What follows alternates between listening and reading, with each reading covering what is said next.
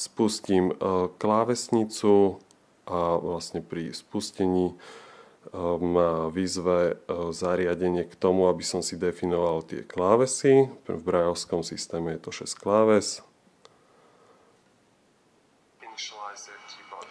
Takže môžem si inicializovať klávesy. Najprv sú to teda klávesy pre ľavú stranu, bod 1, 2, 3.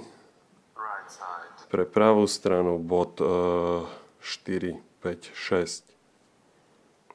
Takže ako náhle mám klávesnicu inicializovanú, môžem začať písať. Ja ako náhle som ho dal prsty preč, tak si ju preddefinujem a môžem začať písať abecedu.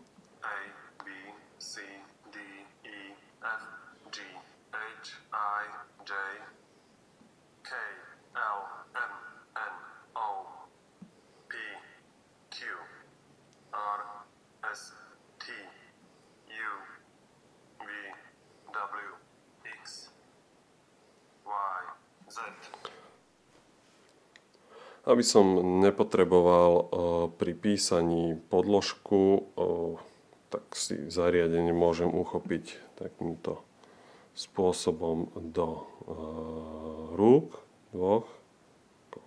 Mám 6 bodov a inicializujem si tú klávesnicu a môžem písať.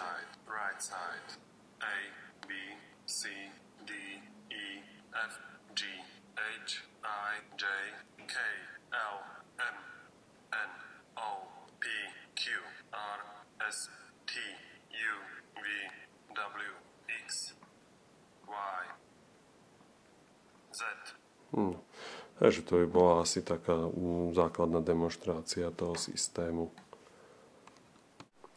Takže nadefinujem si QWERTY, dynamickú virtuálnu klávesnicu a môžem začať písať. A, B, C, D, E, F, G, H, I, J, K, L, M, N, O, P, Q, R, S, T, U, V, dvojité V, X, Y, Z.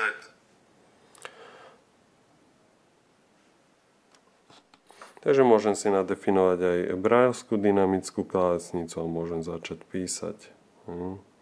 A, B, C, D, E, F, G, H, I, J, K, L, M, N, O, P, Q, R, S, T, U, V, X, Y, Z. To je asi tak celý systém, samozrejme. Takže môžem si dať štandardný štýl alebo QWERTY, dynamickú virtuálnu klávesnicu, zase braillovskú klávesnicu, všetko jedným dotykom.